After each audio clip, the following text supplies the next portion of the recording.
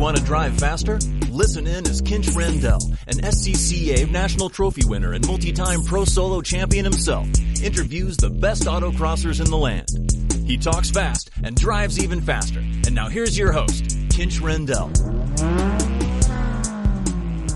And when you become more aware, a lot of times, 9 out of 10 times, you go back and you fix those things without even deliberately trying to.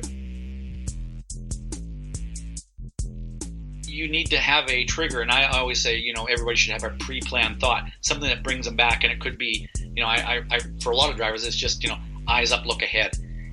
Hello, this is Kinch, and I've got a fun one this week. A little bit different, though. Not a ton of autocross specifically. Ross Bentley, he's driven Indy cars. He's driven lots of fast cars. I was fortunate enough to make it down to hear him talk for a couple of hours, basically giving a keynote down in Colorado Springs for our local region.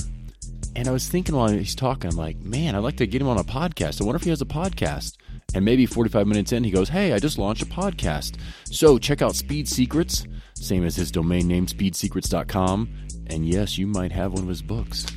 I've got one of my own, and I bought a couple more to actually give away. So be paying attention to Facebook. We'll find some way to give these out. And hopefully, I'm going to get about 3 copies, I think, of the one dedicated to autocross. So what I really like is that he is really good at teaching and explaining. And I took tons of notes from his 2-3 hour keynote once again. So listen in and think, how can I apply this? And you'll realize, you've heard some of this in some of their podcasts, each time you're racing, can you focus on something, especially if it's not nationals? Can you be focused on learning something or experimenting with something each time you go out? That really has stuck with me. And this last weekend, I hopped back in the S2000 STR, and I can tell you, yes, I want to focus on the braking and the brake pedal, which you'll hear is so key. But being back in a car I wasn't familiar with, I was just trying to take it all in again. So very interesting. If you're hopping cars and you're not used to doing that, you probably can't focus as much. So that comes back to what you've heard other people saying. Don't change cars before nationals, up to 6 months before nationals. So take this all in, and I don't know if he says it here, but don't try to work on more than 3 things max. I myself, I'm thinking 1 or 2 maybe. And once again, if I'm familiar with the car and I'm very comfy, it's easier to do that. Ross does seminars, keynotes, he does at-track workshops. He also coaches people at all levels. He also has SpeedSecretsWeekly.com, where you can sign up. I think it's $24 a year to get a weekly racing email on Tuesdays. Just what you need to be thinking about racing every single week to get a little extra, a little something else to think about. Hope you enjoy it. Let us know what you think. Please subscribe here. Check out his podcast. Subscribe there as well. Let us know what you think. Enjoy. Today we have Ross Bentley. Ross, welcome to the show. Thanks. I'm looking forward to this. Thank you. I thank you so much for making it down here for our SCCA convention. That's one of the most fun things that I do is getting around the country, going to different car clubs, different organizations, and doing talks and seminars and things like that. And I don't know, it's just, it's a blast to sit around and, share what I've learned, but, meet and hang out with a bunch of car and driving geeks, And now that you have your own podcast, you get to do that like I do weekly or as often as you would like. Yeah, that's exactly. And, we've talked about podcasting a bit, and one of the fun things about it is just the opportunity to ask people questions and learn from them and, just get to know people more. I mean, the best thing about this whole sport and motorsport in general is just the people you meet and the stories you hear and what you learn from each other. I think that's very cool. Yeah, I know very little about the track, but in autocross land, it's amazing because we can share cars, how nice they are about that. And something I commend you on is the fact that you are so much of a teacher. That really stood out to me as you did your presentation about how to get people to think about things differently from even some of the exercises you had us do. That was fantastic. I guess for whatever reason, and I don't know why this is, but I kind of realized that I'm a learning junkie. I love to learn. I love to, I read a ton, and I'm always trying to ask people questions and learn more.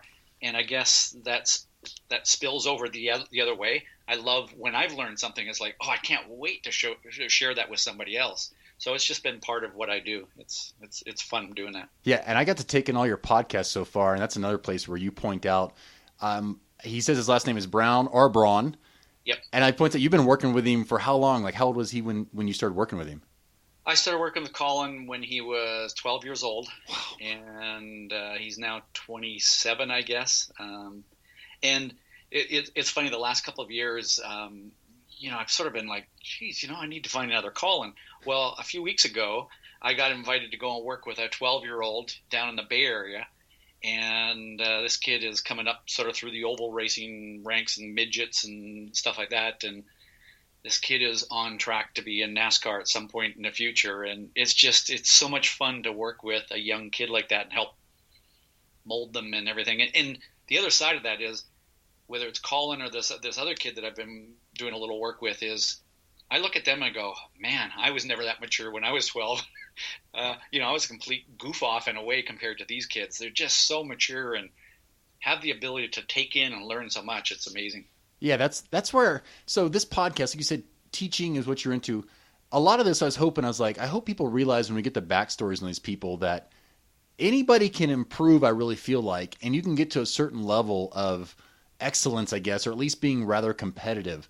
And I like hearing from different people totally different ways how they look at things, how some look ahead and some say, I don't look ahead. I memorize really well, which I'd almost say would work better on the track than autocross.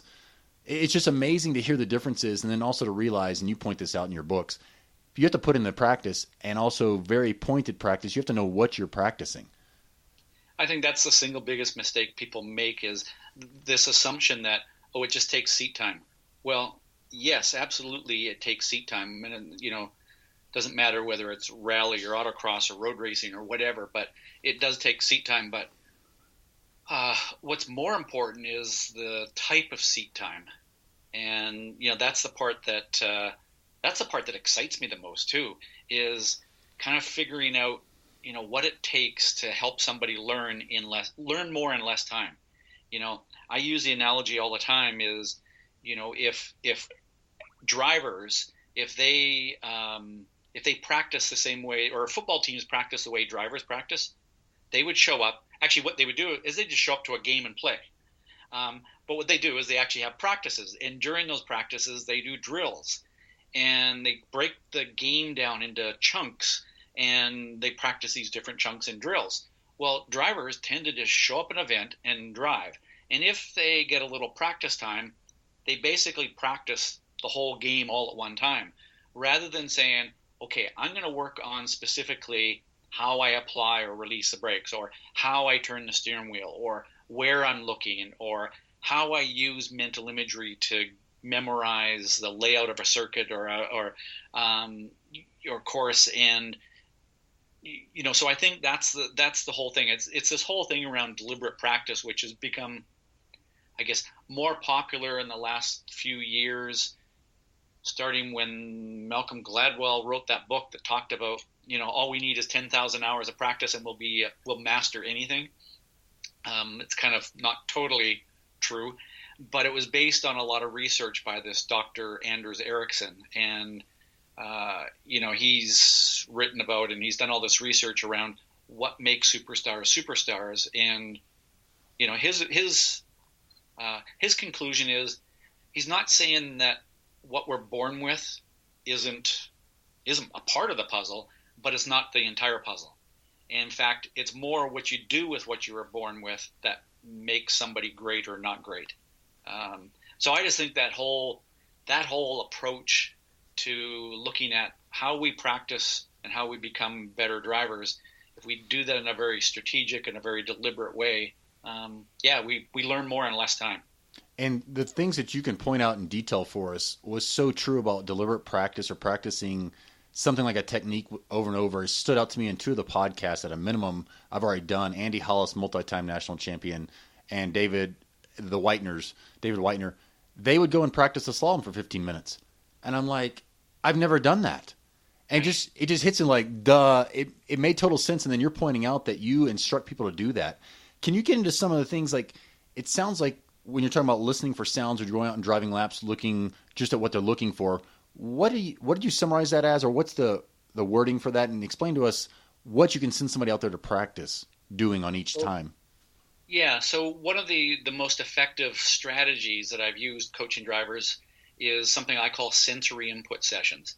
And, the whole concept behind that is if we put better quality sensory information into our brains are going to do better with that. They're going to tell our hands, arms, legs, feet to do better things. It's kind of like, the opposite of that is we put garbage into our brain. And if we, just look over the hood of our car, so we're not looking far ahead, we're basically putting visual crap into our brain. Whereas if you look farther ahead and you look to where you want to go, you're putting better quality information in. Well, it's like anything. If you kind of break the senses down that we use when we're driving, visual, kinesthetic being that feel and G-forces pushing against our body and balance and things, and our auditory sense, if we break those down and we really focus on just one of those senses at a specific time, and we really just practice, what do we see? And then what do we feel? And then what do we hear? We will become more sensitive, and we'll get better to the point where you're kind of practicing those consciously. Like you're really kind of going, I'm just going to listen to the sound of the tires, listen to the air rush past the car, listen to the sound of the engine, listen to the sound of the brakes. If we just really consciously do that for a period of time, and then we just go and drive, well, guess what? Our brain has gotten used to taking in better quality auditory information.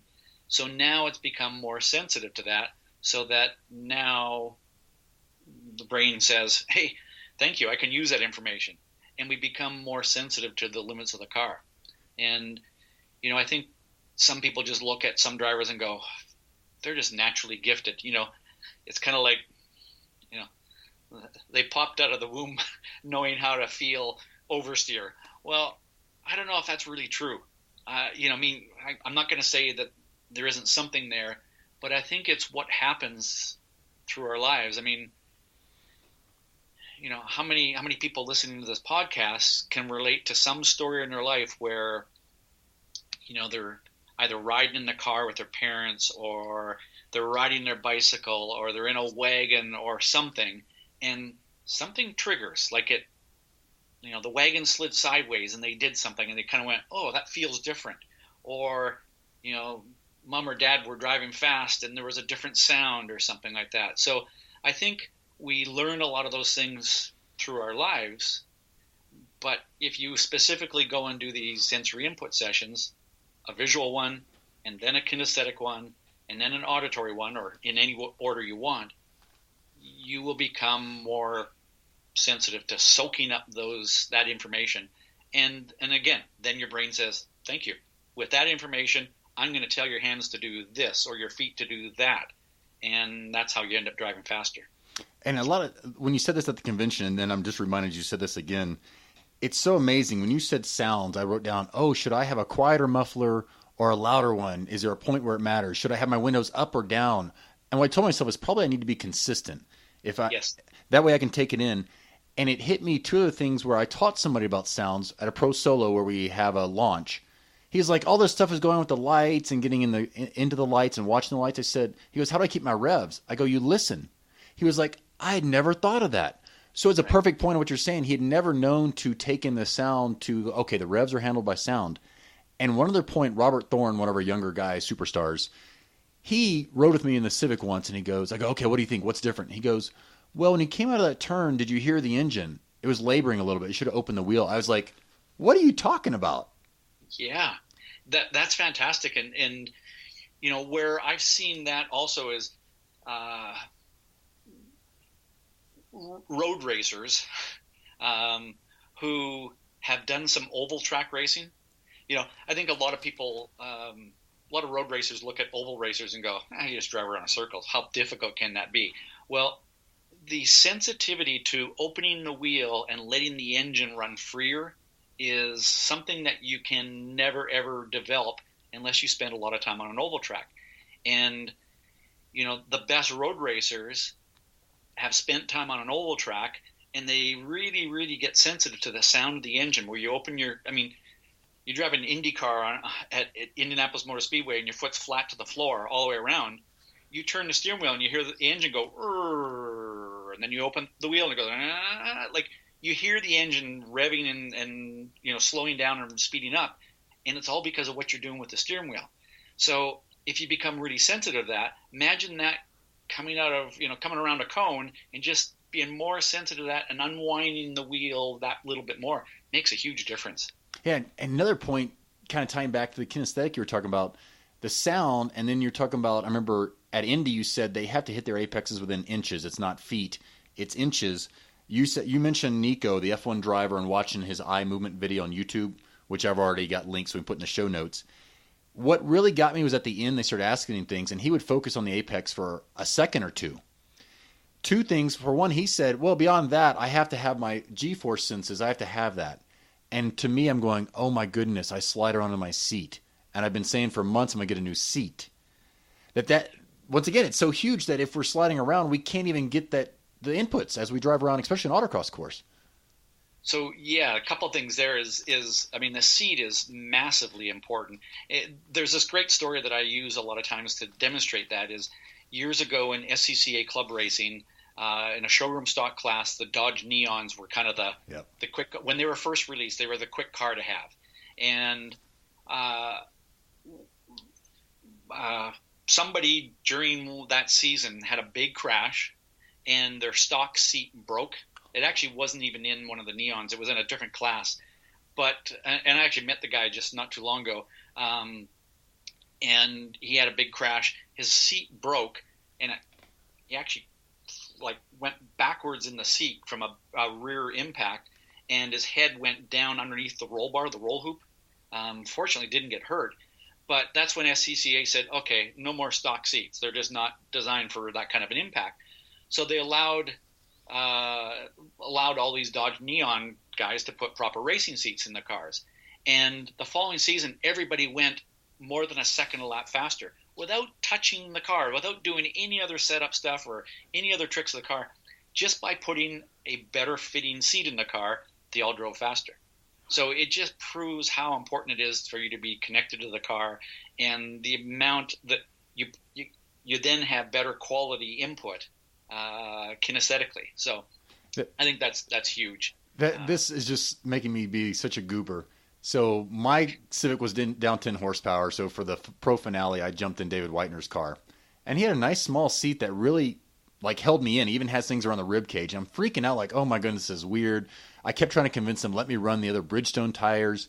I got in his car and ended up winning and went fast right out the box. And I couldn't even complain about the tires. I know he has a different setup. He tests a lot. But more than anything, I could probably feel those tires better because I was stuck in the car so much better. Yeah, I mean, you're connected to those tires. There's just less isolation between you and, probably the biggest difference. I mean, when somebody starts modifying their suspension, what's one of the things they do is they get rid of the rubber bushings, right? Yep. And, you're trying to improve the connection. I mean, one of the things you're trying to do is improve the connection between you and the tires, because ultimately everything that you do goes through the tires. So if you can improve that connection between you and the tires, you're going to drive quicker. And that's so silly, where I would even take out the 3-point harness because it weighs 5 pounds. Yeah. Well, yeah. But I think to your point is that sometimes we make our lives difficult and we focus on the wrong things. Yeah, it's so apparent because you have the autocross book, and I've read some of that as well, and the other book, and then hearing you talk, and I'm like, it just hit me. I'm like, I slide around in my seat, and I pull the steering wheel so hard it slides down. And I keep putting up with this for years, not even realizing that adding 5 or 10 pounds is no big deal if I get that feel back once again. So I'm really just hammering home to myself and everybody listening. Don't be like Kinch. Do not slide around in your seat. Make sure you fit there. I think in your book you even said you don't want to be leaning forward. I think it said something about you should be back, which you're probably used to having a 5-point harness that holds you back. Yeah.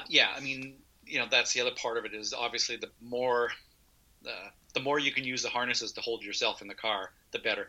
That big round thing in front of you, that's not a handle, right? I mean, that's the other thing that some people on the podcast have pointed out with the newer cars, left foot braking, they don't like it. And that when they don't left foot brake, they can brace themselves with their left foot. Yeah. Something else that I'm 99% a left foot breaker, although driving the GT3 this last year, falling toward the end, I'm like, I need to probably have that pause in between, although I've now listened to you and read up on your book some more, that if I was held in the seat, I wouldn't have to use my foot for that. And then once again, I could probably get back to perfecting the left foot braking.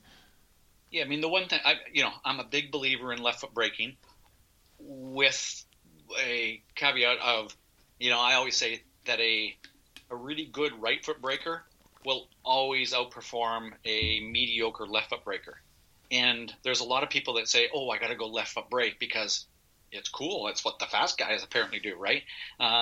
So they go in left foot brake and then they become mediocre left foot brakers because they just don't get enough practice time.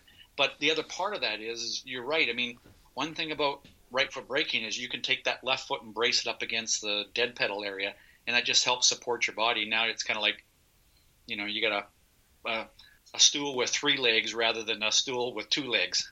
Yeah, because if you're accidentally pushing on the brake pedal when you're not supposed to, and that's what, for me, what kind of bugs me about left foot braking, where I keep saying I'm gonna try right foot again, since I mostly brake right foot on the street, is the whole I don't lift in between. Although the more I heard you talk and read up on your books, is as long as we shorten that time between, do we really need a lift in there, or at times should we have a lift if we're a left foot braker where we lift off the gas?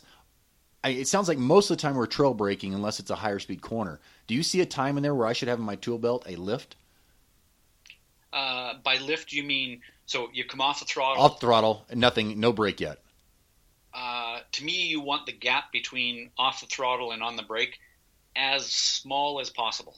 Which is as short as possible. Which is the reason we would say theoretically, I remember Colin Brown saying this, is theoretically that's why left foot should be faster if your left foot and right foot are equally as good at braking. If we shorten that time, the better, the faster we are. Yeah, just recently I was looking at some data of 2 drivers in sports car racing. One's a left foot braker, one's a right foot braker, and they're world class, right? And I look at from the data, I look at the amount of time between coming off the throttle and onto the brakes. With the left foot braker, it's 0. Sometimes there's the tiniest little bit of overlap. And I'm talking like half a tenth of a second of overlap, not some big, brake against throttle kind of thing, but just the tiniest little bit. The best right foot brakers are in the 0.03 to 0.05 range. That's how fast. So less than half a tenth of a second for their foot to come off the throttle and onto the brakes. That's what is incredible. But the downside is I've seen some of those world-class right foot brakers make a mistake and not quite get the brake pedal quite right, and then they're trying to hang on for dear life. That's right. To get the car to slow down. That's right. Like, as you would say, the program to hit the brake wasn't quite calibrated and kind of missed the pedal a little bit.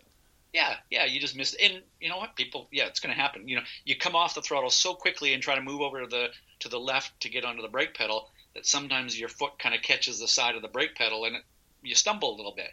And that's one of the downsides of right foot braking. So hey, we could go back and forth here, but so then the other thing is you got to look at and go, okay, over the course of one run, let's say, how many times do you come off the throttle and onto the brakes? A lot in autocross. Let's say, I don't know, pick a number. Let's say 20 times. 20 times over, yeah. So you come off the throttle and go to the brakes 20 times. If you were fast enough, so you were doing that at half a tenth of a second each time. Now, that's not saying that you're going to lose half a tenth of a second during your run, but it's taken you half a tenth of a second where you're either not on full throttle or on the brakes yet. So it's some smidgen, some slice of time. There's some slice. Now, again, that doesn't mean that the car is stopping then or even necessarily slowing down. It's just you're not at full throttle for that half a tenth of a second longer 20 times over one run. How much does that add up to over the course of a run in actual time? Championships. But it could be, it might make the difference of maybe 5/100ths of a second. Yep. Over the course. How many championships have been won and lost? So, obviously there's no direct correlation between that amount of time, but there's something there. Yeah.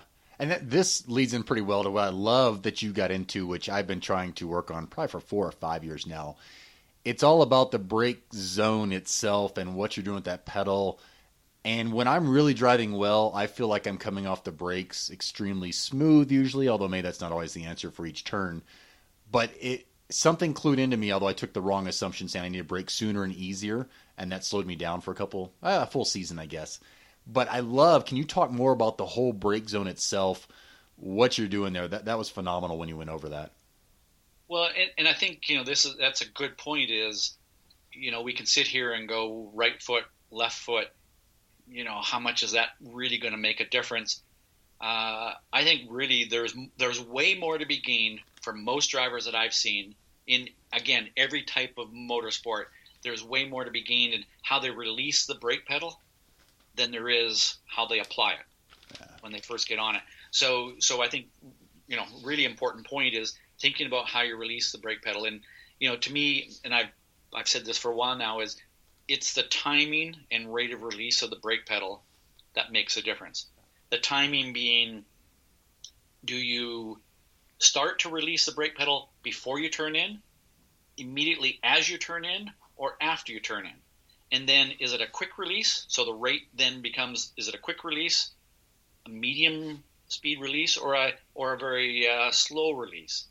And it's when you start playing with that timing and rate of release of the brakes, and you get to the point where you can deliberately use that to make the car do different things as you come into the corner.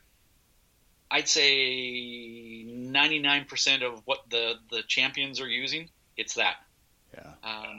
Whether they know it or not, I'll bet you that's the single biggest difference between most of them, is what they do as they come into a corner, because that allows them then to enter a turn half a mile an hour faster than somebody else and still get to full throttle as soon or maybe even sooner. Think about that. If you could enter a corner half a mile an hour faster and get to full throttle sooner, who wouldn't want that, right? And that comes down to how you release the brakes. So I think, that's obviously a big part of it. And then, I look at brake zones as there's your begin of braking and your end of braking. And a lot of times we get overly focused on the begin of braking. We think about, okay, I got to start to brake for that turn here. Well, I think you're way better off focusing your eyes down to where you're going to plan to release the brakes, because first of all, that forces you to look into the turn. And again, what really matters most is what you do at the end of the braking zone. So, then we can start thinking about, well, do we compress the brake zone as we're trying to go quicker? You've made a run, and now you're like, okay, what am I going to work on for the second run? Well, I could brake later for that turn. Okay, maybe you could. That's one way. You'd probably compress it by braking harder. Or what you could do is you could move your whole brake zone in, thinking about it as where you begin and where you end. You could move that whole brake zone into the turn. So you're going to start later, but you're also going to end later. So technically you're going to be trail braking further. So you could do that. And sometimes. Do we want to stop braking? I forget if you said the rules like by the apex, or someplace we used to say, hey, we could carry our trail braking so much further by knowing kind of where the apex is, or what's your rule of thumb there? I have no rules. Well, 51% rules. Yeah. And in fact, it's such a dangerous question that I don't even want to answer it in a way, because I've had people say, oh, but one time I heard you say that I should always brake to the apex, or I should brake halfway to the apex. And there is some corners you are going to come off the brakes 3 inches past the point that you turn in, a long ways away from the apex. Yeah. Some corners you're going to be trailing off the brakes almost down to the apex. I don't know of a corner. I'm trying to think of a type of corner or a corner somewhere, a turn where you would be braking beyond the apex. Yeah. So I guess there is, if there's a rule, the rule is pretty highly unlikely you're ever going to brake past the apex of a corner. Yeah.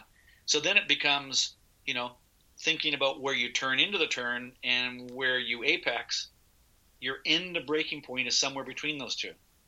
And it's going to depend on your car, the angle of the corner, the surface, whether there's any elevation or banking one way or the other, the setup on your car, all those kinds of things are going to dictate what you do. And sometimes drivers will look at me with this, well, come on, give me the answer look. And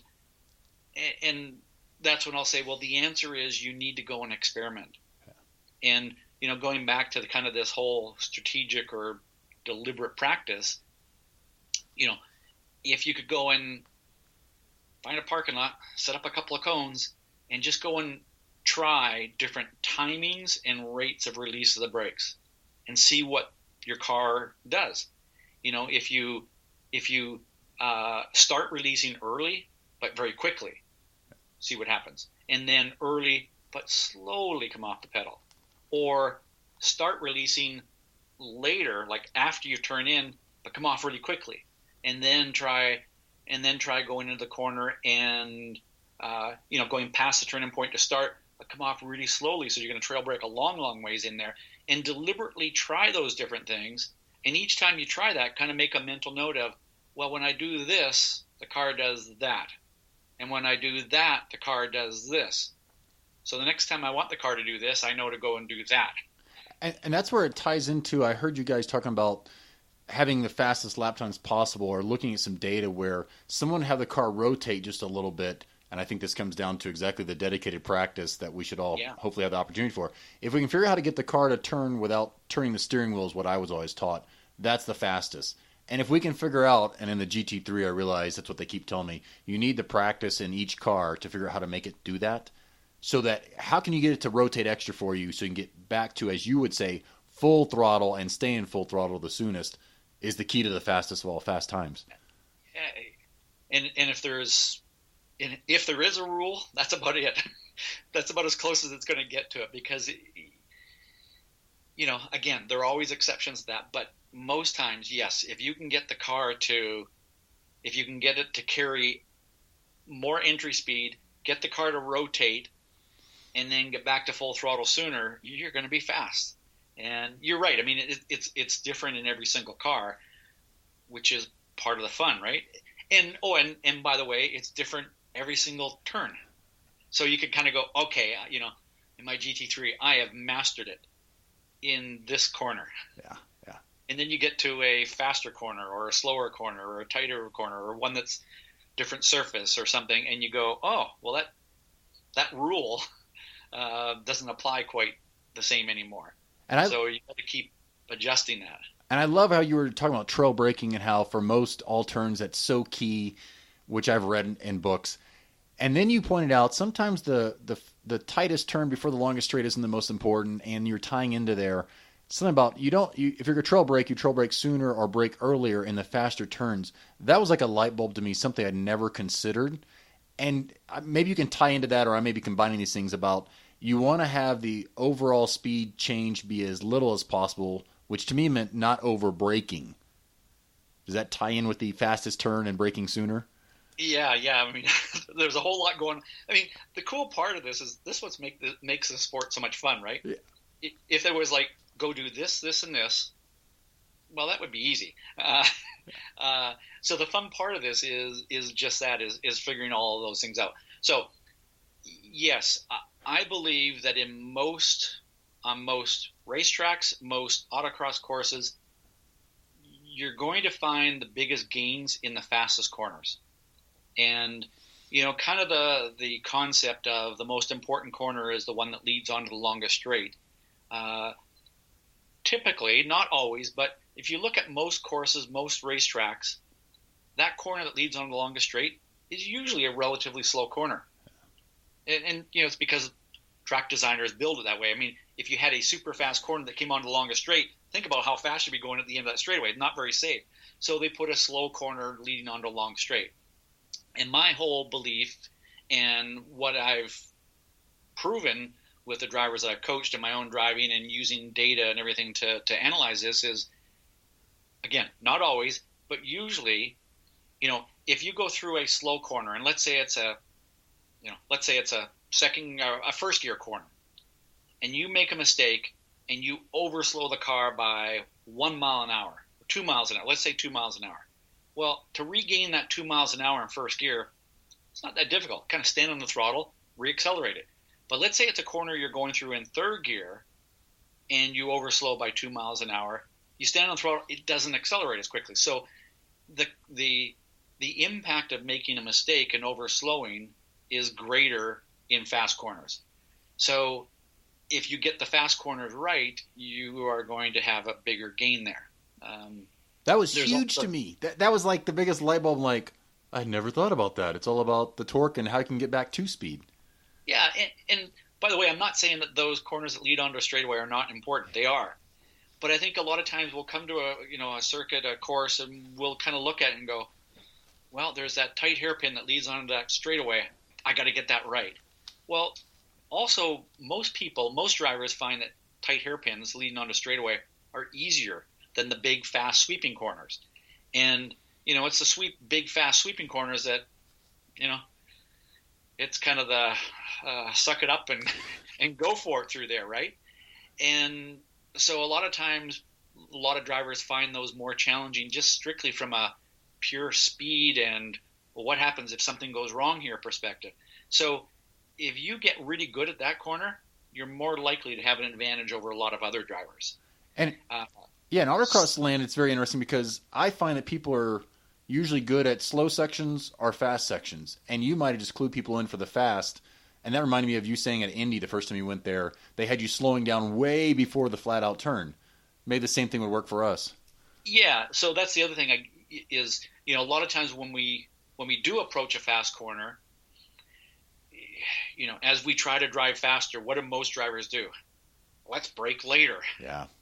And so now, it's kind of like, well, so you come into this really fast corner that might not require a lot of braking, but it requires some, or, even a throttle lift.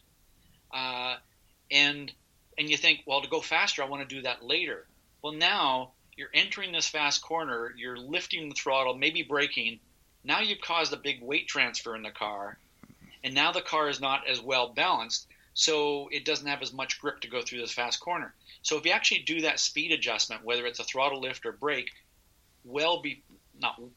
somewhat before the corner, so then as you turn in, you're actually feeding in or on throttle, the car is better balanced and it has more grip all the way through there. So, while I would say as a general rule, or maybe more of a guideline is, if it's a tight corner that requires a lot of change in direction, a lot of rotation in the car, that corner you would brake later, trail brake more, get the car to rotate and go again. Whereas if it's a faster corner where you don't need to change direction quite so dramatically, you want to make that speed adjustment early.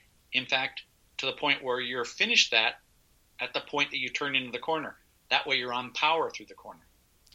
I'm just picking at myself because I can think of a specific course in Mineral Wells, the Pro Solo last year. I'm like, yeah, I was braking really late into high speed, or the ones at Nationals. Just I didn't know that to say, hey, I just always brake late. And that really stood out when you came and spoke to us. And then also the weight transfer. I'm driving a front-wheel drive car most of my 14, 15 years of doing this. And if I can be back on the gas into these high speed, I'm probably keeping, once again, more balanced weight, more weight to the rear, which is going to help me corner better anyway. Correct. And, my whole approach to driving is, you're balancing, you're a weight manager, right? Yeah. You're balancing this platform, and your job is to keep that platform as flat and as balanced as possible.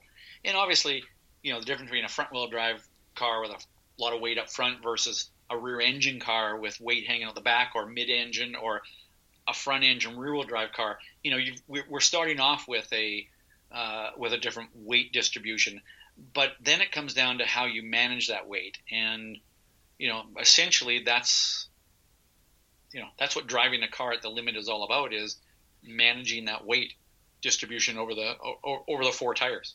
Yeah. Which reminds me, you're saying I want to call it the pogo effect of people over braking. It could also cause where they get back in the gas and then they get back.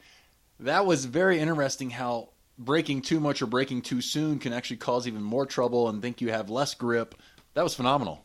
Well, so that's the other thing is this, I call it the whole change of speed problem is, and let's say, let's pick a corner and let's say, minimum speed through this corner is, I don't know, let's say 30 miles an hour.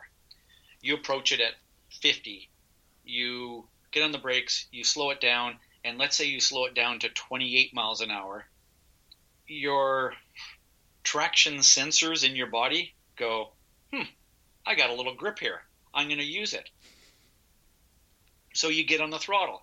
And when you get on the throttle, you've gone from this all the weight on the front end to transferring a lot of weight to the rear.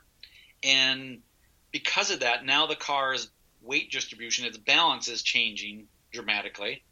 So the car then starts to understeer or it starts to oversteer, one of those two, from that change of going from lots of braking to lots of throttle. You've caused this weight transfer, causes understeer or oversteer. So your reaction is, look at me. I'm a god of driving. I'm driving the car at its limits. But you actually created this artificially low limit where somebody else would drive your car through there and slow it down to 30 miles an hour and drive through there and then squeeze in and feed on the throttle and get back to full throttle probably sooner because the car has more grip. So that's where, the some of the best advice ever is go into a corner slow and come out fast. It's a great place to start. But there comes a point in time when you're really trying to look for those last little pieces of speed where, your attitude should be go into the corner fast and come out faster. And sometimes I see a lot of drivers who have kind of got into the mode, they've got a program for continually overslowing the car. And they bring it in and they slow it to this 28 and then reaccelerate it and think that they're a god of driving because they're at the limit. The car is squirming around.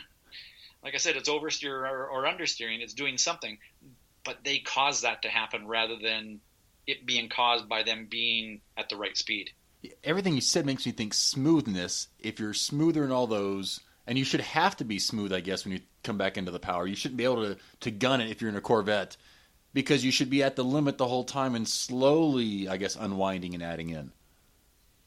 Yeah, it's funny. I was just kind of talking and listening to somebody talk about this whole smooth thing. And, hey, I've always said smooth is fast. But there are always exceptions to the rule. And I think it's a matter of, how you define smooth. Yes, the smoother you are, the better you keep the car's balance and its platform flat. And is that if you're at the limit, probably? Yeah, if you're trying to drive at the limit, the more you can keep the car at its limits, the more grip it's going to have. So to do that, you do need to be smooth. But one way of being smooth is to drive around at 2 miles an hour. And that's no fun for any of us, right? So there's this, you're constantly trying to make the car do a bunch of things and at the same time, there are times where you need to be pretty assertive with the throttle and the brakes and the steering wheel but then you need to try to slow those down or smooth those out as much as possible. I had somebody talking about how, you see somebody moving the steering wheel a lot and they go, well, that's not smooth. Well, actually somebody can move the steering wheel a lot smoothly. So there's, there's a balance there. And I guess that's what I'm really trying to get at is yes, absolutely. The smoother you are, the more grip you're going to have. And therefore the faster you can drive. But you can be so smooth that you're slow. And that's where an autocross will be like, oh, let's Pro Solo challenge. They hit a cone. You can slow down some. You can't slow down to 95% and win anything. The difference in autocross between all forms of racing, you can't really take anything off to be off the cones without costing a ton. Yeah. Which again is why we do this, right? Yeah. I mean, if it was easy, anybody would do it, and yeah. And the other thing, maybe you touched on this, is some people have really quick hands, or they may bring up, F1, they're always jerking their hands around. I believe most of the people with quick hands, they have quick hands to catch the car before a big mistake happens. Correct. And I think, a lot of times, in some ways, the invention of the in-car camera, and maybe that was used back in, I don't know, the 50s with the old racing movies from the 50s. You'd see the guy sawing away on the steering wheel. But, there's this mental model that I think some drivers have. Either way is, they think that they should be going through the corner moving the steering wheel. So I know drivers who will tell me, well, I go through the corner and I purposely move the steering wheel, and that tells me that tells me if I'm at the limit or not. I'm using that to feel the limits of the car. And I'm like, that's not the way to do it. The way to do it is to turn in, and if you need to correct, so reacting to that, then yes, you're probably driving at the limit. If you can drive through the corner and just hold your hands in one position, you're probably not driving at the limit. So there's, on the one side of that thing is, we see people who purposely move their hands or move the steering wheel. And then I think, there are a lot of drivers who get into this mode of, well, smooth is fast. I'm supposed to be smooth. So I should turn into the corner and hold the wheel in one place because that's perfectly smooth. Well, no, that's perfectly slow. Yeah, so correction. And I've been on both sides of, okay, I'll say John Ames always holds it perfectly still. Well, no one ever holds it perfectly still. It's really fast. But I'll be like, I'm going to saw the wheel sometimes, and it's because, once again, I'm a lemming. So if I see somebody fast do something, I at least try it. And I saw in these Civics on street tires, he was moving it like a NASCAR. And I was like, how in the heck can he get away with that? So I always try things just to see, can I feel if there's more grip or not? And if I'm sawing the wheel and turning in, if it turns in, I'm like, oh, I can go faster, open it back up. Yeah, I think that's a great way to do it. In fact, and I've done that, and I tell drivers that, sometimes every now and then you kind of need to give yourself a little reality check. Turn the steering wheel. If the car immediately responds, you're probably not at the limit. If, you can go through the corner and kind of move the wheel back and forth, and the steering wheel isn't changing the direction of the car a whole lot, then that's telling you the car is pretty much near or at the limit. And now you're probably controlling the direction of the car more with the balance of the car. So, I believe that when where you're really driving the car on its edge is, the steering wheel sort of becomes it's a suggestion to initiate the turn. And then you use your feet to change the direction of the car. You use the brakes and the throttle and to change the balance of the car. And then your job with the steering wheel is turn the steering wheel as little as possible because it becomes a brake. And that's where I would suggest people ride with other people. I rode with James Darden this last year, who just won ESP nationally. And it was amazing. I didn't know that he was a left foot brake for some reason. I'd forgotten that. And actually, he was driving the GT3 with us. There were 4 of us in it. And we're in this turn. I'm like, you're left foot braking, aren't you? Because I could feel the difference in the weight transferring and watching what it affected on his line, because he's one of those people that almost does hold the wheel rather straight unless he's catching something. And he was totally adjusting his line by left foot versus gas, acceleration and braking. It was amazing to feel that. I'm like, whoa, that's not normal. Like, most people that right foot brake can't do it as smoothly because he never came off the pedals. Right. And to me, that's that magic moment where, you've got the car at the limit. And yeah, I mean, you could hold the steering wheel in one place, and the steering wheel is doing very little. I remember, so years ago, I had a high performance and racing school at a racetrack near Vancouver, Canada, where I grew up and lived. And one of the things that I would do is I would take people out for a ride around the track. And there was this one particular very high speed sweeping off cambered downhill corner onto the back straight. One of the trickiest corners anybody ever drove. Unfortunately, it's now part of a housing development. I'd love to have the house that's the driveway for it, but I get 3 people in the car, 1 person in the front passenger seat, 2 people in the back seat, and I go down through this corner, and in the middle of the corner, because I've driven like a gazillion laps around this track, I could drive it literally blindfolded. I get to a certain part of the corner, in about the middle of the corner, and it'd be probably in a 3 Series BMW, which is what I was driving. It's probably like a 80, 90 miles an hour corner. And in the middle of the corner, I turn around and look at the people in the back seat and take the steering wheel and say, see, when you're at the limit, the steering wheel isn't doing a lot. And I take the wheel and just go crank, crank, crank, crank back and forth with it. And the car would keep going on the same angle, drift all the way through the corner. The steering wheel wasn't doing a whole lot. Of course, the people in the car with me, their eyes would get like saucer-sized and kind of go, oh, my God, what's going to happen? But it just proved that, there's a certain point in the corner where the steering wheel actually does very little. So if you see somebody moving the wheel there, how much of it is actually helping or hurting? And I don't know the answer to that question. No, that's a great point. So me seeing somebody saw a wheel, I can think of David Falf got in my Type R Integra back in the day because he won several championships in them. And I felt like he was just always slightly moving it. Like that's just his habit. And maybe he took it in that when I'm at the limit, this does nothing. This doesn't help or hurt. Yeah. Well, it's the other thing, and this is kind of a, in a big, global perspective, is a lot of times we see people do something and we think, well, they're a superstar, so I should go and do it. Yeah. And that doesn't, you can look at Steve Jobs, the way he ran Apple. And people look at that and go, oh, I want to be like Steve Jobs. Well, maybe he would have been even more successful if he treated people a little nicer at times. Yeah. Who knows? And I'm not, but, we look at that. We look at athletes in a lot of different sports and go, well, that's the way they do it, so I should do it. Well, I think what it proves a little bit is even if you do something slightly wrong, now, completely wrong doesn't work, but if you do something slightly wrong, but you do it really, really, really well, you can be a superstar. And, I used to, Ayrton Senna, the great Formula One world champion who, was killed driving a Formula One car and, considered one of the greatest race car drivers of all time.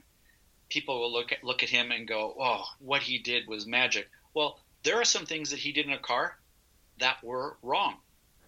And you go, well, what if he didn't do those things? How much better would he have been? Yeah. For one thing, you see photos of him and he's got his head like twisted right over and leaning into the corners. And we know that from a sensory input perspective, the better if our head is upright, we're taking in information visually into our brain the way it's meant to take it in. You tilt your head sideways and it distorts things. Why do motorcycle racers that are leaned over on their side have their heads tilted upright? Because they need that visual picture that way. Well, Senna leaned his head a lot, more than a lot of other drivers did. He wanted a challenge. He was looking for more of a challenge. Maybe that's what it was. But, I've had a lot of people go, oh, I'm going to lean my head in the corner like Senna did. Well, actually, no. Don't do that. You might actually be better. And in autocross land, I like to impart on people that if they're tight and tidy, as in not giving up distance on the course everywhere, you can get really good or you can improve a lot if you're not performing very well. That, to me, that and not slowing down for turns, as in pushing into turns, are like the biggest mistakes people make to waste a lot of time over the 20 turns or the 30 turns on an autocross course. So as you were saying, you can get really good at some of the basics, and you pointed out how you got to really know the basics. You can get really good and somewhat competitive, I would say. Yeah, and actually, as you were saying, a question came to my mind is just the whole approach to, you're at an autocross event and and I've talked to a lot of different autocross drivers about this is, how do you approach it? Let's say you have 3 runs. Do you do the first run kind of a safe run? Do you go for the second run? Do you tidy up in the third run? Do you run a tidy run first? Do you go for it in the first run? Let me ask you, from all the people that you've been around, is there a rule? Nope. No. Okay. I've interviewed quite a few champions and multi-time champions, and they each do different things. Some will say they drive the first one at 95%. I know I myself have had runs, my first runs even at nationals, stand up on one day of being the fastest. And makes no sense that I couldn't go faster. Although, honestly, the more I've learned, the more I'm braking later instead of sooner, yet the second time you go through there, you're probably going faster. So there's no set. People seem to do different things or have different approaches. Mm-hmm. Yeah, and I think I've explained this. My autocross experience is it's limited. I started the very first season, the racing that I did. I went and did some autocross events, but then got into racing cars and didn't go back and do an autocross event until I was driving Indy cars. And, and actually, you talk about pressure. When you are now this IndyCar driver and you get invited to come out to an autocross event, the pressure's on to deliver, And I can remember going, man, there's more pressure here than driving an IndyCar race. But, I played around with different approaches to that and, kind of make the first run relatively safe. You got to push it to learn. The second run was always, go for it, kind of almost purposely overdrive. And then the third run, okay, now I'm just going to take what I did in the first two and kind of tidy it all up. And that was the approach that worked for me. And I'm wondering, how many other drivers use that approach. How many of them just say, I'm not even going to think about that, I'm just going to go and do, which I think is a great one as well. Yeah, that's what I do. And John Ames always said, treat every run independent. He says, I don't even look at times. He goes, I don't want any added pressure. He doesn't want to think, I get another chance. And that's why I tell myself, I have another chance. Can I get as calm as I was for the first one and not put all the pressure? This is the final one. You have to do it here. And I think that's brilliant. I mean, I think, people that are involved with motorsport, hey, we're competitive people. So we end up getting really, really focused on the competition and the results. And, a lot of the work I do on kind of the mental game of driving is around this managing that part of it. And, I always say, you can't control the competition. You can't control the results. The only thing you can control is your own performance. And when you focus on your own performance, you're actually more likely to get the result you're after. But if you focus on the result, you're more likely to perform worse and not get the result you're after. So, and I think, if I've seen sort of a common trait amongst high-performing drivers of every type, they're really good at kind of using the result being the time or the speed or position or something like that as a metric, but not something to be overly focused on. It's a tool to help them identify where they can improve and things like that, but not get caught up in the, I gotta get that time, and it's a tough one because, hey, if we weren't competitive, we'd probably, be knitting or something like that. That's very competitive knitting. It's very addictive. I'll tell you that. I did knit a scarf once in life, and it was very, okay. very, very addictive to keep going. So did you win? Did you win the scarf? I didn't win. I didn't win the girl back either. No. Oh, okay. I did the scarf.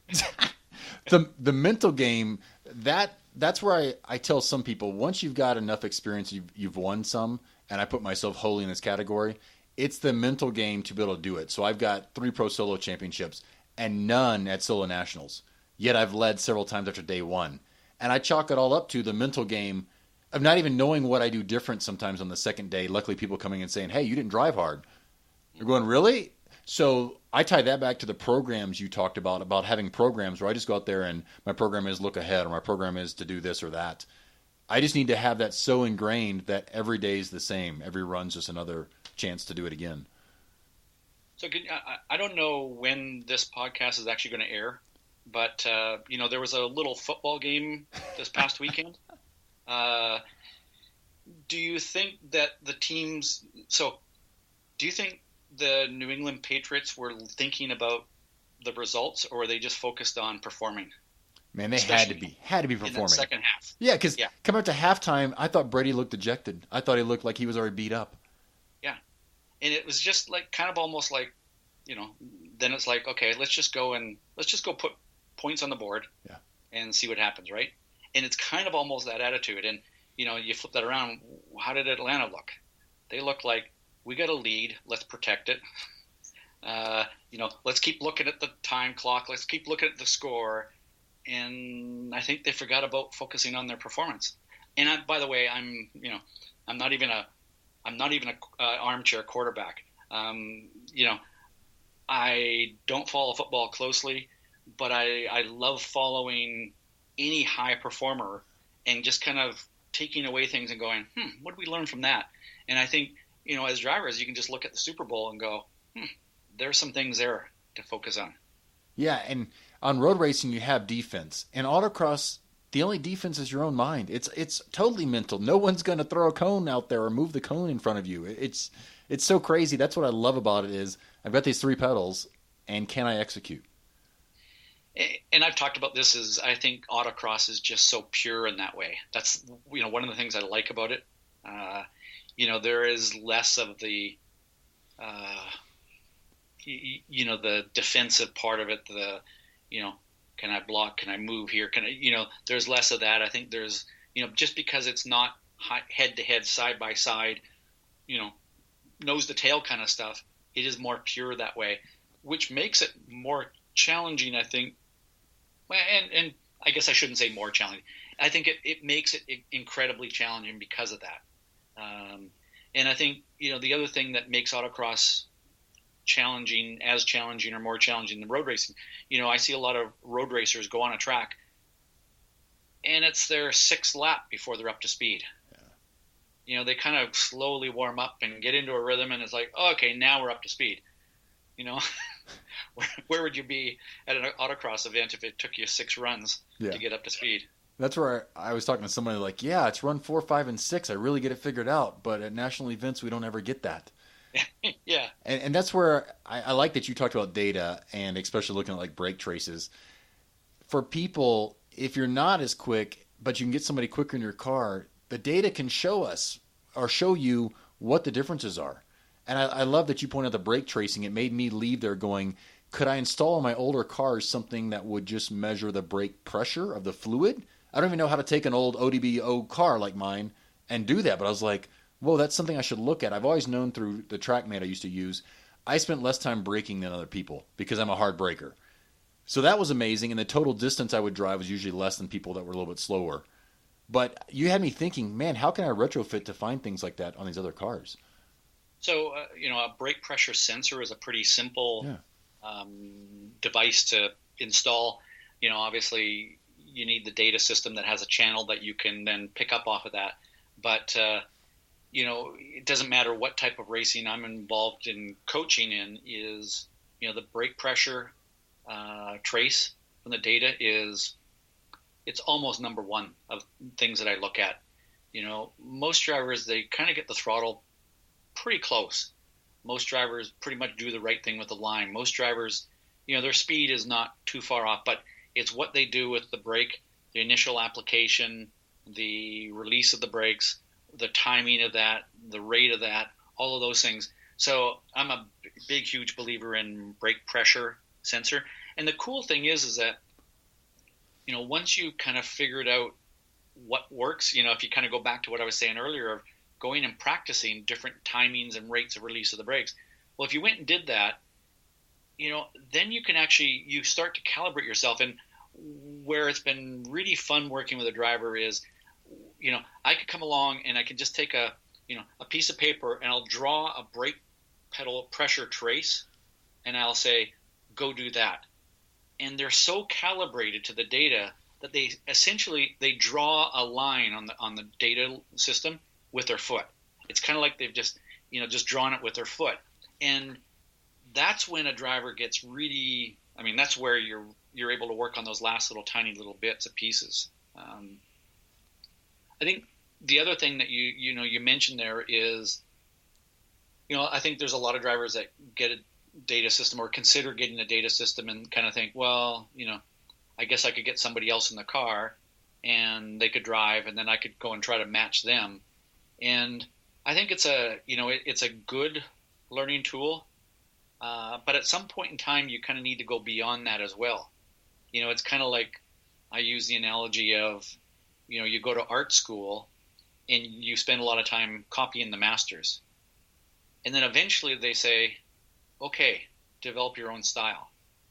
And, the real masters are the ones that then develop a style that may be influenced by past masters, but they've taken that and they've got a different style. And guess what? It may not look anything like what the past masters have done. So I think, if you're going to use data as a tool to say, hey, you hop in my car, go set a quick time. Now I'm going to go and copy you. Great. Do that for a period of time. But don't go, I'm just going to continue to do that, because guess what? At best, you're going to match that person. And I could almost make the argument that at best you're going to finish second to that person.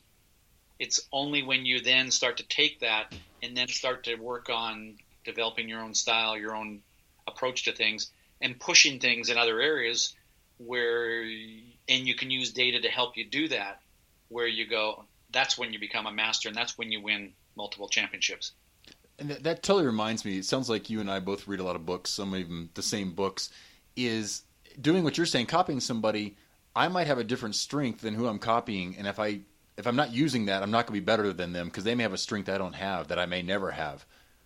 Yes, absolutely. And by the way, I think yes, we probably read a lot of the same books, but the whole concept of a lot of times I'll sit down with a driver and I'll go, okay, what do you where's your driving at? And they'll tell me all the things that they're bad at. And they'll list this big long list of things. I need to get better at this. I need to get better at this. I need to get better at this. And I'll say, okay, but what are you good at? And they'll go, well, I'm pretty good at this, but I really need to get better over here. And it's like, well, if you actually go and really work on your strengths and you keep building on your strengths, eventually you get to the point where you don't have time to do the things that are your weaknesses. And you'll be better that way. So I'm not saying that we should ignore areas that we're not good at, areas of where we can improve. But I think, we can get too caught up in that.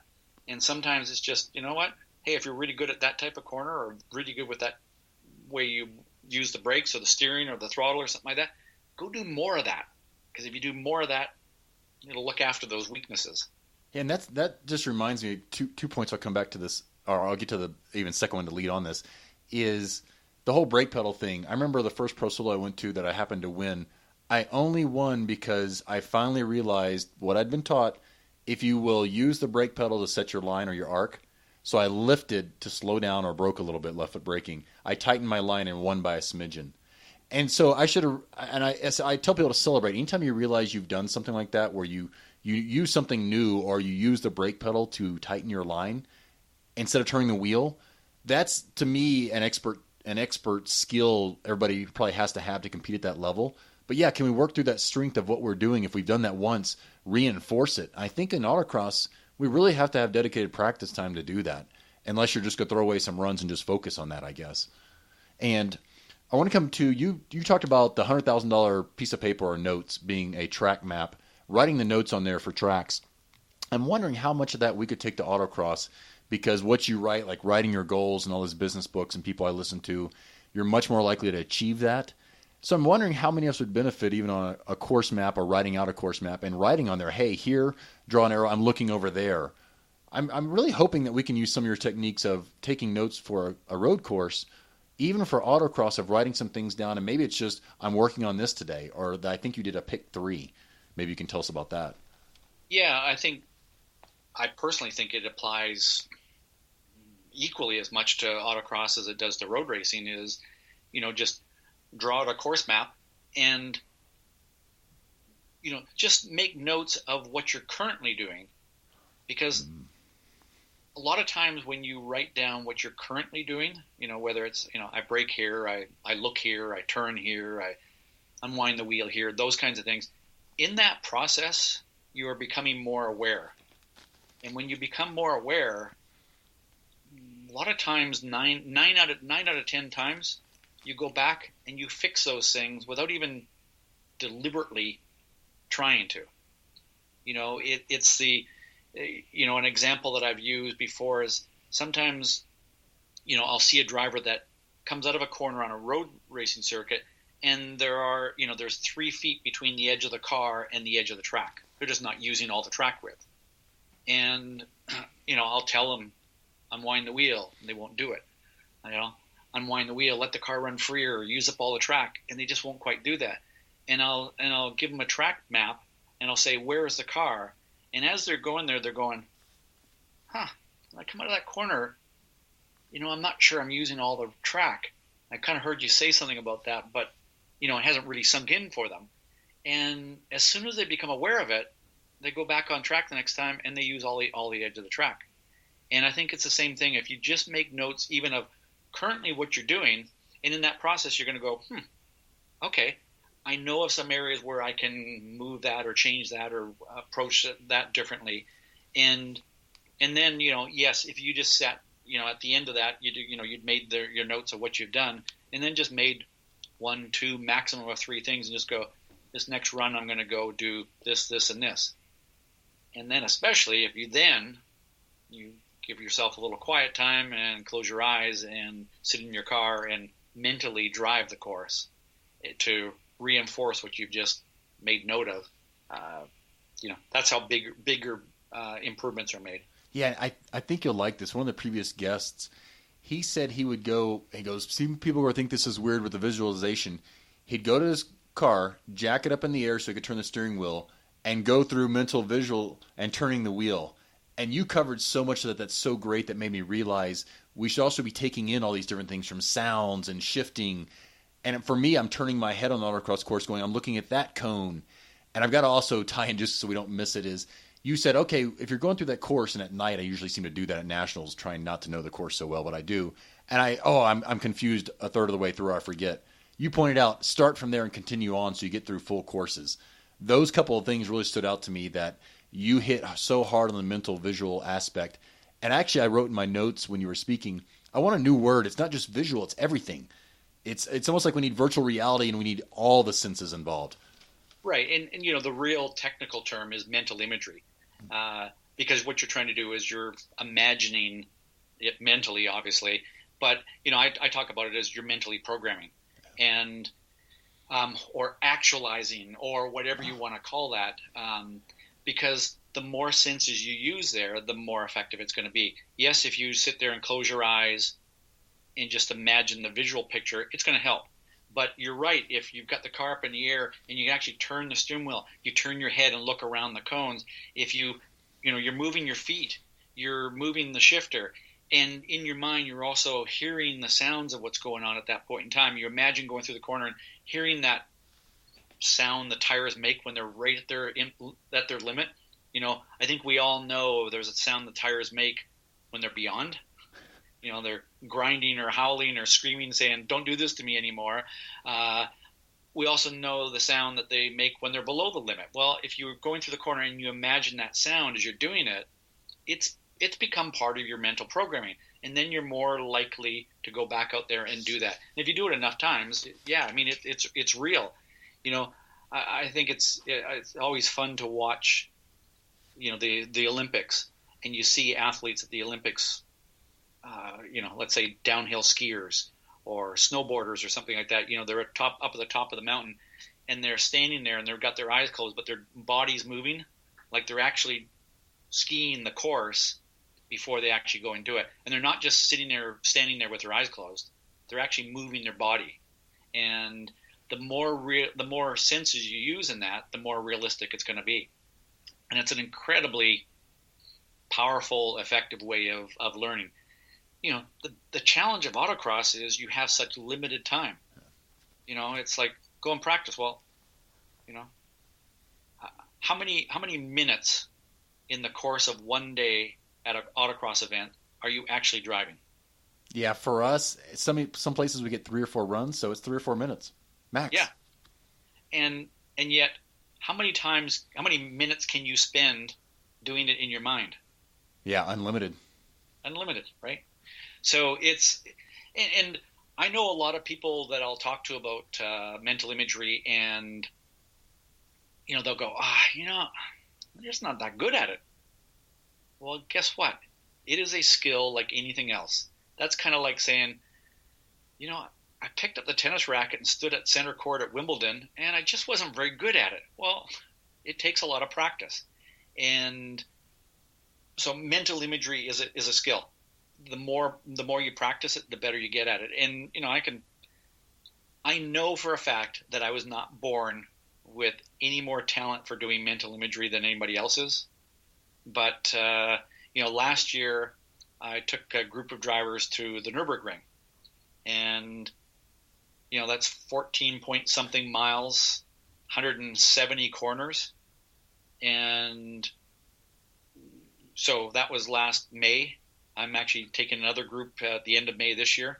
And, not long ago, a couple weeks ago, I just kind of closed my eyes and moved my hands and imagined the sound. But I can drive 170 corners, 14 point something miles around completely in my mind and not lose track of where I'm at. And some people go, well, I get 10 seconds into a run and my mind starts to wander. Well, it just takes practice. Yeah, and that's where you can practice with meditation. That's something I still need lots more practice at, but it's something I'm trying, and I swear that would relate. It's got to help you once again control. And that's one of the write-ups Leslie Cohen had in Sports Car years ago.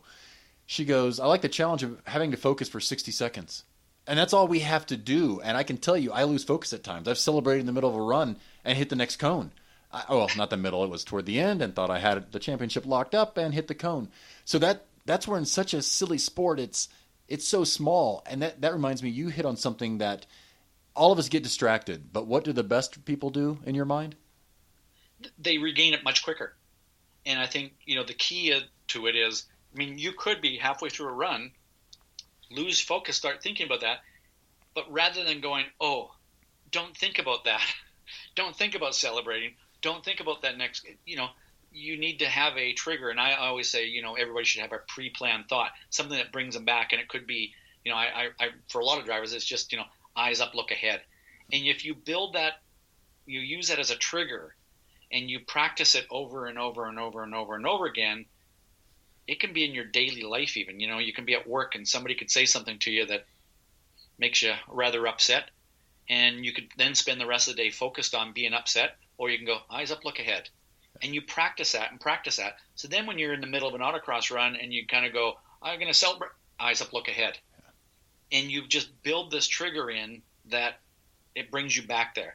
So yes, I think that the greatest performers, they lose their focus as much as anybody else does. It's just they're really fast at regaining it. And they regain it so quickly, it's almost as if they haven't lost it. And again, it's a skill that's learned. It's not something that we were born with. I don't think somebody was naturally born with a better ability to focus than somebody else. And again, we could argue that all day long, but if somebody was, it's not dramatically different. It might be slightly different, but it's what somebody's done to practice with that skill. So, it's like the ability to imagine and use mental imagery, is a skill. The ability to regain focus very quickly is a skill that you can practice as well. And it's what we can use every day. I like to think, focus on the now. Now, what am I doing now? Or in racing, I'm like, where am I looking now? Like, what's next? For me to look back on the course, what's next? I better be looking there. I drive really well if I know. It's amazing. Oh, and I've got to tell you, since hearing you and then watching the F1 video, I've got a really windy, 1.5 miles to get to my house. I am now looking for where's the apex? Where is the apex? And I try to visualize the whole turn. I'm like, oh, the apex is over there. Like, focus on that for a little while. So it's been huge. And a guy on the podcast I just pushed out this week, he likes to figure out where the apexes are at on the autocross course because they're not marked usually. He goes, if you don't know where it's at, you can't hit it. Right. It was just after what you said, and he pointed that out, and yet this was recorded last year. I was like, something I've never even considered. Never. Yeah, one of the good things about autocross is generally you can see through the corner. Yeah. There are some road racing circuits where you get to a corner and you can't see around the corner, or it's over a hill or something like that, and you can't see. So you have to imagine what it is over the other side. So as you approach the corner, you need to have that mental picture of where it is. And, I think going back to the video of Nico Hülkenberg, in the Formula One car, and with the eye tracking sensors pointing out where he's looking, I've had a lot of drivers go, he doesn't look as far ahead as I thought he should. And what it is that he's, maybe visually his eyes are pointed there, but mentally I'll guarantee you that his mind is ahead of that. Yeah. And it's kind of like visually I see the apex and I can actually focus on the apex, but mentally I'm imagining the exit point. Yeah. And so I was talking to a fellow a couple weeks ago, actually on my podcast. It'll come out here shortly, and I'm going to steal something that he shared, which was really cool way of explaining this. Is he says visually, he says if you took one of the connect the dot drawings that you give to kids, right?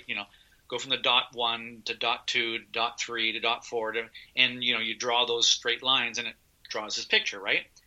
He says if all you could see is dot 1 and dot 2, you would draw a straight line there. And then you saw dot 3, you would draw a straight line there. And then you saw dot 4, you'd draw a straight line there.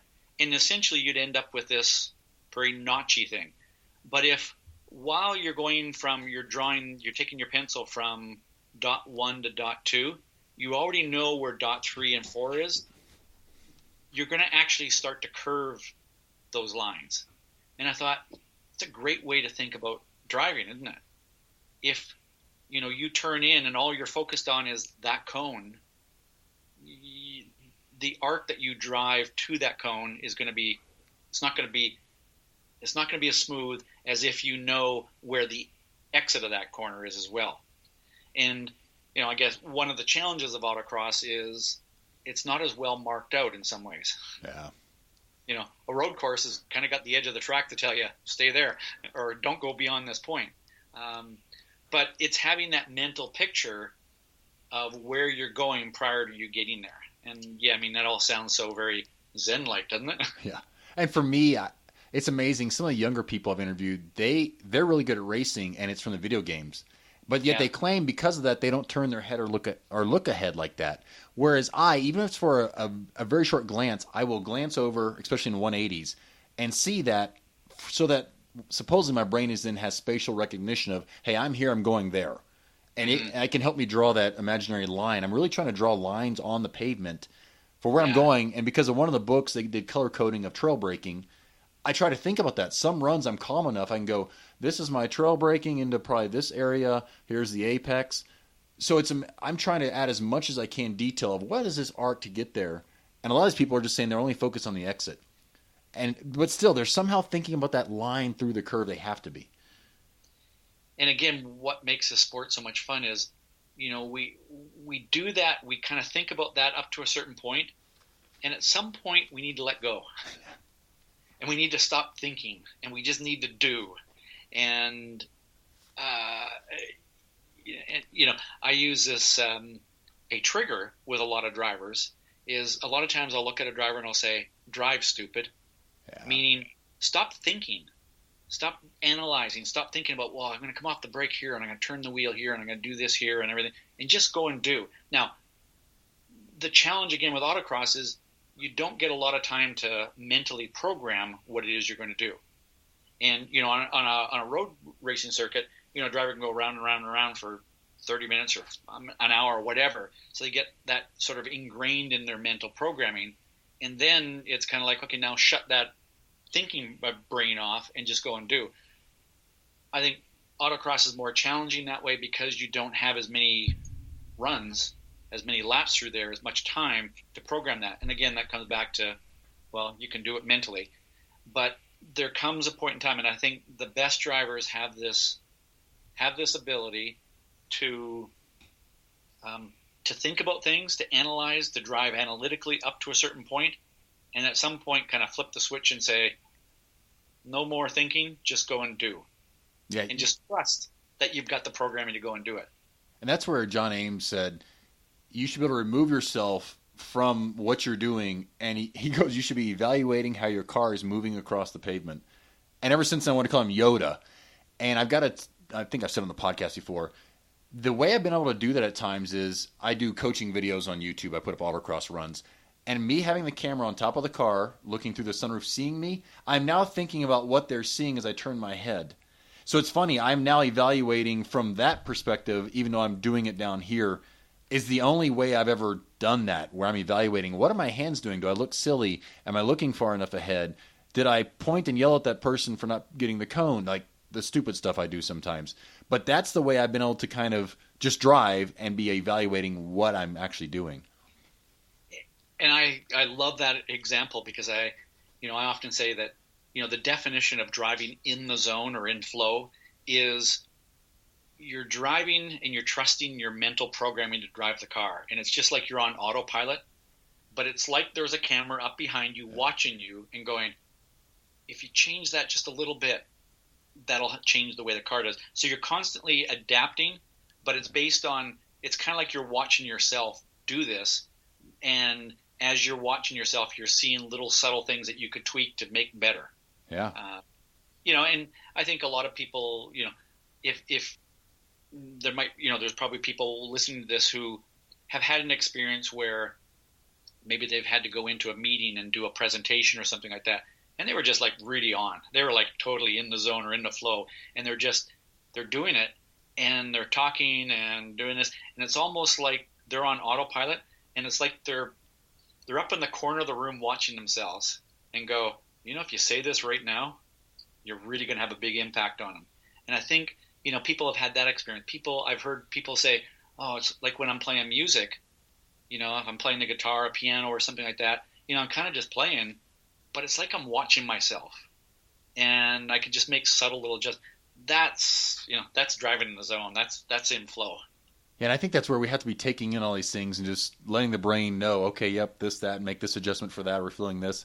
Tell us about the Speed Secrets podcast. And one thing I've got to note, I love that at the end, I got to steal this and use it, you highlight a tip for us. So tell us about your podcast. I was so happy to hear you had one. I'd been searching before you told us at the convention, and I typed something wrong. I didn't find it. I'm like, oh, I'm going to get him on the podcast. And you're like, I have a podcast. I'm like, sweet. Yeah, I guess I've been thinking about it for a few months. A year ago, I think I'd maybe listened to one podcast in my life. And so I wasn't a podcast person. And a year ago, I guess just, I started listening to different podcasts, business and sports and driving and motorsport and things like that, all over the place. And kind of just went, hey, that's kind of a cool thing. I'd, listen to them while I'm working out or something like that. So I started thinking about doing one myself and really wanted to be focused kind of like what we're doing here is these conversations, and out of the conversations come takeaways, things that drivers can take away and go, oh, I'm going to go and use that. And because I found that there were a lot of podcasts that I listened to that I was going, well, that was really entertaining, but what can I do with it? And so I think, I guess that's what I want to. And my whole thing with Speed Secrets is to help them learn and do better. So, so I started this launched at the beginning of the year, and had some really cool guests on, got a bunch of them lined up. And their conversations about how to drive and improve your driving. And I kind of do my little bit, and then I add on one little thing at the end is I take one of my speed secrets, one of my quick little tips, and just say, in this week, the tip is this, and just kind of talk a little bit about that for a few minutes. So it's been a lot of fun, and it's apparently people are listening to it. Yeah. Which scares me. No, that's what I like, and that's where even the little videos I put up there, I started meeting people across the country like, thank you for doing that. So that's what I think we're on the cutting edge, because I think podcasting replaces radio because we can listen to it on demand. We can pause it. I'm still somewhat, I'll be sitting in the car listening to a podcast, and I don't want to turn the car off. I'm like, goofball, it's not the radio. That's the magic I think people are going to realize, and it can niche down, it can niche up, that podcasts are powerful because you can fast forward, I can rewind. The secret I just told people for my long podcast, speed it up. I know I talk a little fast, but do 1.5 speed or 2. I'm now addicted. So YouTube, I can't stand it. I can't speed it up. So see, now you can fit in 2 or twice as much during your workout. So now I'm gonna have to work on that. So yeah, most every app, if you have an iPhone, the iTunes, you can just click down there left-hand corner. You can speed it up. And I'm now addicted. It's only been about a month since I've stuck with it, and I'm now addicted. But go ahead. If somebody's speeding up this podcast, are you and I sounding like we're like squirrels or something like that? I have listened to myself a little bit. I'm like, wow, yes, keep going to Toastmasters so you will slow down more. You can also slow me down, though. You could do that. You could make these, but hopefully not really listening for me. That's why I get the guests on, so I can hear more. I keep repeating the same things. I'm like, I need more people, so I don't repeat the same. But I love going through your seminar because you are a teacher, and so many things stood out to me that I tied into other things, especially from doing this podcast. Yeah, like I said, I'm a very lucky person to be able to do what I do and share what I've learned from a lot of other people. Every now and then somebody goes, "Wow, that's so cool the way you invented that," and I'm like, has anybody invented anything new in the last 1,000 years? I mean, I think all we do is we take little bits and pieces and pull them together, and basically, I guess I'm an aggregator. I put information together from a lot of different, and sometimes, then think about it and go, how could I present this in a different way that helps somebody use it more? So I totally agree. All the masterminds I've been parts of and the people I've been listening to, Tony Robbins didn't come up with most of it. Jim Rohn, other people taught him. Oh, I've got something, and this can be racing related, and then you can get off into other books. What are some of your most favorite books, most gifted books, racing and even non-racing? What's? So non-racing, because I by the way, if you went to Amazon's head office, I'm pretty sure there's a photo of me on the wall, our best customer, because I buy a lot of books, I read a lot of books, but a few of my favorite books. There's a book called Mindset by Dr. Carol Dweck. I bought 100 of them to give them out. I'm not kidding you. Yes. Yeah. Brilliant book around just, this whole growth mindset thing. That's really important. A book that had a big impact on me many years ago was, I read it actually when I was racing Indy cars, and it kind of really helped me get around this whole performance versus competition and all that part of that whole thing, is a book called Thinking Body, Dancing Mind. And, it's a little bit of kind of the Zen approach to competition and performance. So that's one of my favorite books. And,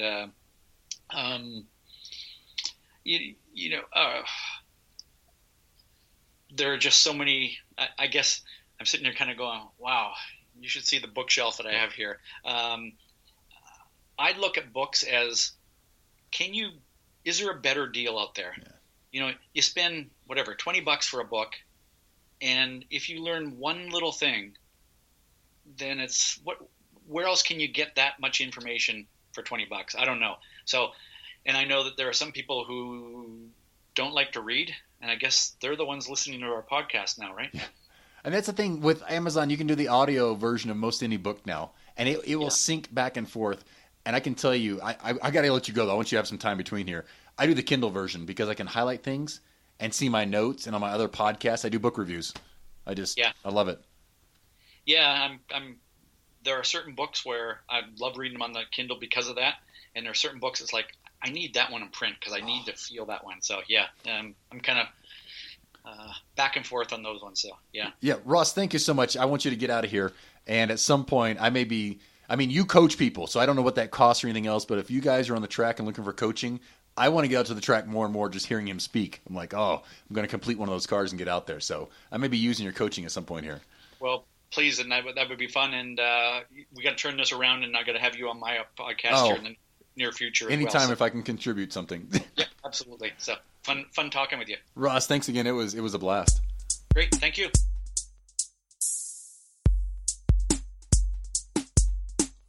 Thanks for listening. For the show notes and contact information, please visit autocrosstalk.com.